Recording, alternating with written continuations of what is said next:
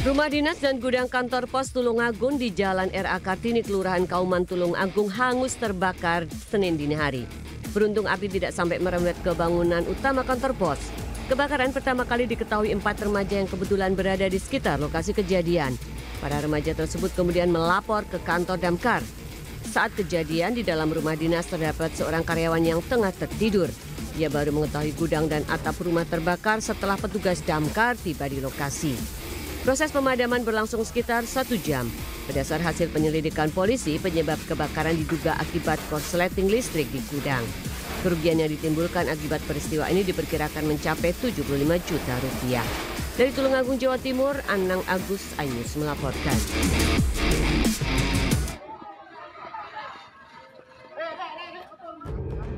Sebuah rumah semi permanen terbakar hebat pada Minggu sore di Jalan Kolonel M. Nurdin Lubis, Panyabungan, Mandailing, Natal, Sumatera Utara. Beruntung api tak sampai merembet ke bangunan lain di sekitarnya karena petugas pemadam yang cepat tiba di lokasi. Usai api dijinakkan, ratusan warga langsung mengejar salah seorang penghuni rumah yang diduga menjadi biang keladi penyebab kebakaran. Pemuda bernama Fajar babak belur dihajar warga karena nekat membakar rumahnya sendiri usai cekcok dengan sang ibu. Fajar mengamuk lantaran tak diberi uang lebaran. Alhamdulillahnya korban jiwa tidak ada. Nah, untuk kerugian Bang, apakah sudah bisa ditaksir Bang? Kerugian sementara bisa kita taksir sekitar 100 jutaan karena satu rumah rusak.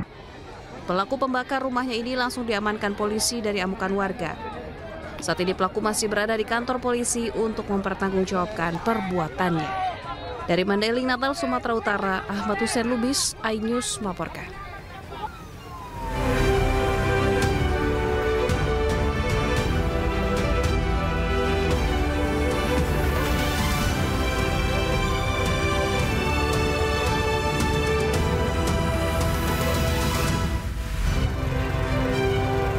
Banjir bandang menenggelamkan ratusan rumah di Kabupaten Luwu Utara, Sulawesi Selatan.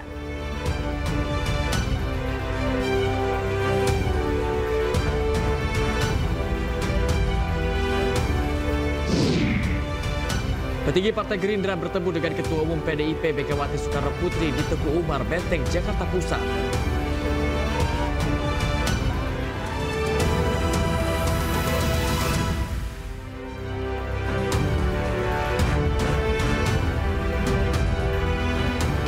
Halo, selamat pagi pemirsa. Senang sekali iNews Pagi kembali hadir untuk melengkapi informasi Anda pagi hari ini. Selain 3 berita utama tadi, sejumlah informasi menarik lainnya juga telah kami siapkan untuk Anda. Bersama saya Yasmina Tania. Dan saya Bayu Pradana. Inilah iNews Pagi selengkapnya untuk Anda.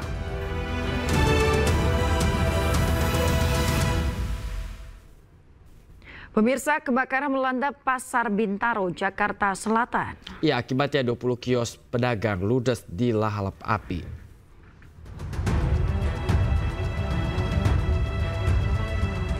Para pedagang masih berusaha mengambil sisa barang dagangannya di sejumlah kios yang terbakar di Pasar Bintaro, Jakarta Selatan. Area kios yang terbakar dipasang garis polisi agar tidak ada warga yang masuk ke dalam kawasan tersebut. Kebakaran diduga terjadi akibat korsleting listrik pada salah satu kios penjual kendi. Total ada 20 kios yang ludes akibat terbakar. Kurang lebih ada 20 lebih. Kurang lebihnya ya 20 kios yang kebakar, termasuk tukang ciki, tukang plastik, tukang telur, sebagian samping tukang sayur stok. Untuk penyebabnya tahu? Korsleting listrik. Nggak ada korban tapi ya Bang? Nggak ada. Polsek Pesanggerahan masih menyelidiki peristiwa ini untuk menentukan nilai kerugian. Dari Jakarta, Rizky Walufi, iNews melaporkan. Sebelumnya pemirsa, kebakaran Pasar Bintaro terjadi akibat korsleting listrik dari salah satu kios. Tidak ada korban jiwa akibat peristiwa ini, namun petugas harus menurunkan sebanyak 60 personil untuk memadamkan api. Kebakaran Pasar Bintaro. Panas, parah garis. Panas banget. Wih, panas banget maul. Waduh, garis. Video amatir merekam detik-detik saat kebakaran Pasar Bintaro terjadi. Dari rekaman itu, terlihat kobaran api membakar habis kios dan merembet ke kios lainnya.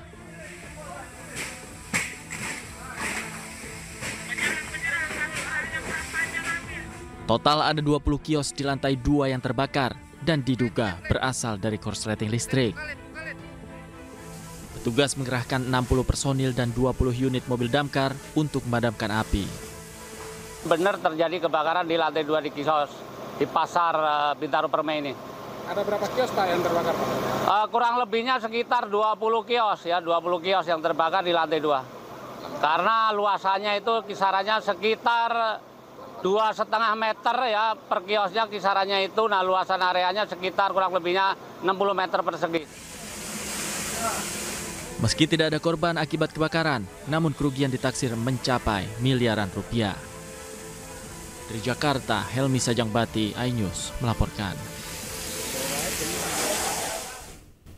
Pemirsa, sebuah balon udara jatuh menimpa dan nyaris membakar rumah warga di Kabupaten Jombang. Tradisi menerbangkan balon udara biasanya dilakukan warga setelah Lebaran.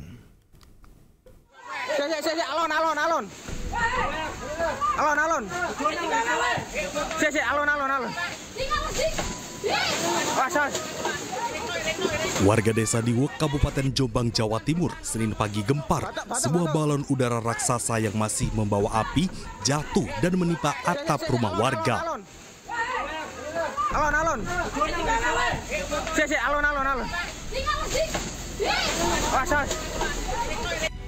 Warga panik karena muncul kepulan asap hitam dari atas rumah dan bergegas menarik turun balon udara untuk menghindari terjadinya kebakaran.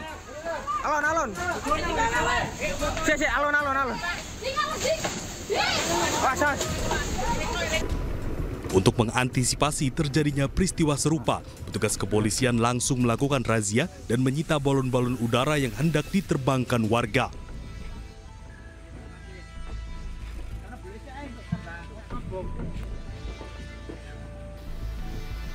Meski sudah dirazia, masih banyak balon udara yang berhasil diterbangkan warga dari tempat tersembunyi. Kita mulai jam 4 sampai dini hari itu kita melaksanakan razia balon. Gitu.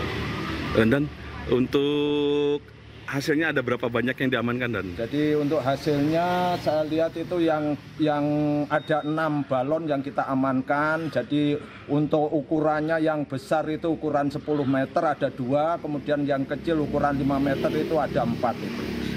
Dan sanksinya seperti apa dan sanksinya? Jadi kalau sanksinya memang kita karena ini menyangkut tradisi, sementara sanksinya kita belum bisa memberikan sanksi, hanya kita mengamankan balon-balon yang akan naik itu. Menerbangkan balon udara merupakan tradisi daerah tersebut yang digelar setiap sepekan pasca Hari Raya Idul Fitri. Dari Jombang, Jawa Timur, Mukhtar Bagus, iNews melaporkan. Pemirsa, Gubernur Jawa Barat Deddy Mulyadi menyindir Bupati Indramayu Luki Hakim yang tengah liburan di Jepang. Sindiran tersebut disampaikan Deddy Mulyadi di akun media sosial.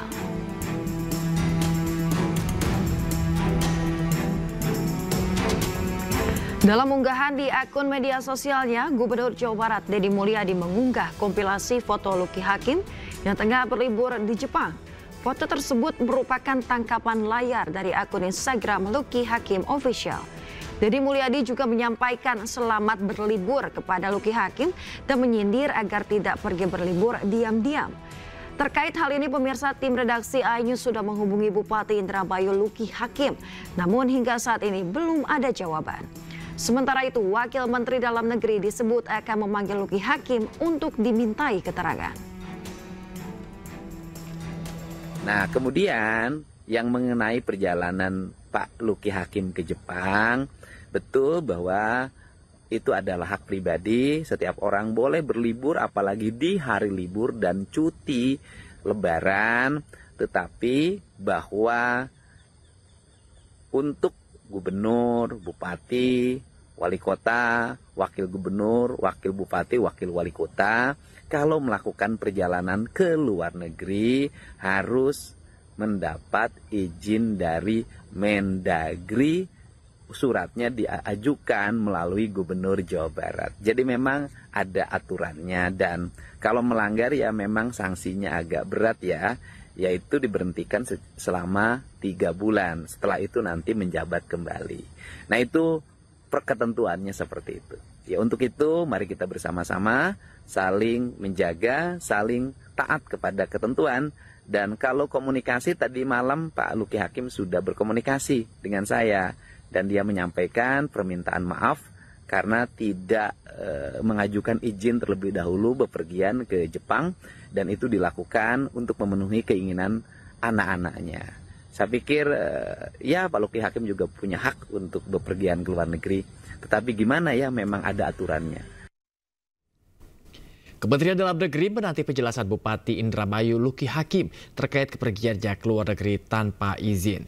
Jika terbukti melanggar aturan, Luki Hakim berpotensi mendapat sanksi berupa pemberhentian sementara dari posisi Bupati selama 3 bulan.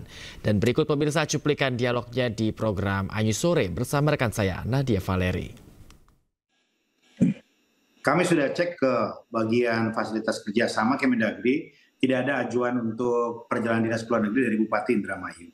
Padahal semestinya kepala daerah itu mengajukan permohonan izin walaupun dalam masa-masa liburan dengan alasan apapun, semua kepala daerah tanpa terkecuali wajib mengajukan permohonan izin. Biasanya dilakukan izinnya 1 bulan sebelum perjalanan ke luar negeri. Baik, tapi untuk perizinan ini apakah biasanya akan langsung diizinkan atau ada urgensi tertentu untuk bisa diizinkan pergi ke luar negeri selama periode libur panjang ini, Mas Bima? Ya, tentu ada pertimbangan untuk memberikan izin atau tidak, begitu ya. Urgensinya seperti apa? Biasanya yang diizinkan itu kalau untuk berobat, untuk pendidikan, gitu ya, untuk hal-hal yang darurat itu bisa. Ya, tetapi tentu kalau hanya berlibur akan ada pertimbangan lain, apalagi di masa-masa yang kami minta sebetulnya seluruh kepala daerah untuk mengawasi pelaksanaan mudik dan rangkaian tahapan-tahapan dari hari raya. Apalagi di beberapa daerah yang memang dikenal, identifikasi sebagai jalur lintasan mudik. Baik, tapi dari Kementerian Dalam Negeri sejauh ini apakah sudah berkomunikasi dengan Luki Hakim terkait alasan kepergiannya? Iya, Pak Bupati sudah menghubungi kami melalui WA dan dari situ kami menangkap kesan bahwa Pak Bupati ini belum paham tentang aturan yang ada karena walaupun beliau sempat menjadi wakil bupati ya, tetapi mungkin belum memahami sepenuhnya. Walaupun di acara retret itu Pak Menteri Dalam Negeri menjelaskan secara detail panjang lebar hal-hal yang tidak boleh dilakukan oleh kepala daerah dan hal-hal yang menjadi kewajiban kepala daerah, berikut sanksi-sanksinya. Itu sudah dijelaskan ya, mungkin terlewat oleh beliau ketika di retret. Kita ke informasi selanjutnya, pemirsa. Petinggi Partai Gerindra bertemu dengan Ketua Umum PDIP Megawati Soekarno Putri. Pertemuan itu berlangsung di kediaman Megawati di Jalan Teguh Umar, Menteng, Jakarta Pusat. Dan berikut laporan Naura Syafika. Sejumlah politisi Gerindra mendatangi kediaman Megawati Soekarno Putri di Jalan Teguh Umar, Menteng, Jakarta Pusat. Dan memang pada pertemuan ini didatangi oleh Sufmi Dasko dan juga Ahmad Muzani. Dan kemudian juga dapat dilihat dari informasi bahwa memang ada mobil maung putih yang datang ke kediaman Megawati Soekarno Putri. Seperti yang kita ketahui, memang mobil maung putih ini biasa digunakan oleh Presiden Prabowo Subianto. Namun untuk informasi apakah Prabowo Subianto hadir dan ikut pertemuan tersebut, ini masih belum kami dapatkan untuk informasi tersebut. Dan juga untuk pembahasan seperti apa yang dilakukan oleh para elit Gerindra bersama dengan Megawati, ini juga masih belum kami dapatkan untuk informasi tersebut. Dan pastinya dari Megawati dan juga para elit Gerindra yang ada di dalam ini memang melakukan pertemuan yang mungkin ini ada hubungannya juga dengan silaturahmi dari Lebaran Idul Fitri 2025. Dan juga informasi seperti berapa lama durasinya ini juga masih kami terus lanjut untuk mencari informasi tersebut. Pak, ini ada pertemuan, Pak? Iya, pertemuan dengan Ibu Mega hari ini, Pak. Ada pertemuan apa, Pak? Ya, udah ya. Pak, makasih ya, Pak. Dan dari para elit Gerindra, di saat mereka sudah menyelesaikan pertemuannya, mereka enggan berkomentar untuk pertanyaan dari awak media seperti pertanyaan pembahasan seperti apa, kemudian apakah akan ada lanjutan dari pertemuan ini, juga mereka enggan berkomentar dan menjawab dari pertanyaan awak media tersebut. Dari Jakarta, Naura Syafika, Iriansyah Wahyudi, iNews melaporkan. Pemirsa, Presiden Prabowo Subianto menghadiri kegiatan panen raya di Majalengka, Jawa Barat. Dalam kegiatan ini, Presiden memberikan semangat untuk para petani di seluruh Indonesia.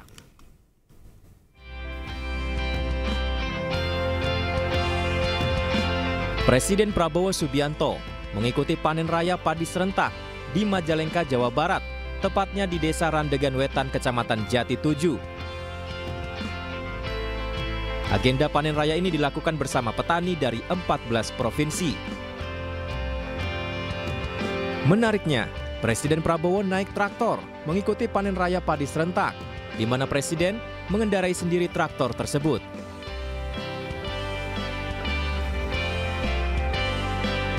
Dalam acara ini, Presiden didampingi sejumlah pejabat negara seperti Menko Pangan Zulkifli Hasan, Menteri Pertanian Amran Sulaiman, Menteri PU Dodi Hanggodo, Panglima TNI Jenderal Agus Subianto, hingga Gubernur Jawa Barat Deddy Mulyadi.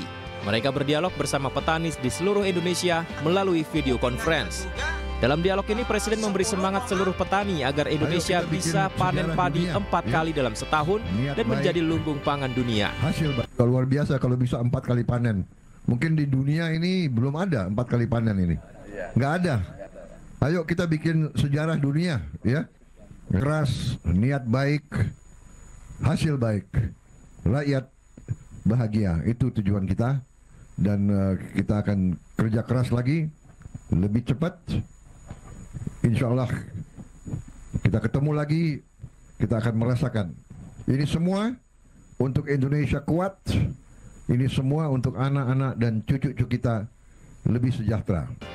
Dalam kesempatan ini, Presiden juga menekankan betapa pentingnya peran petani bagi negara.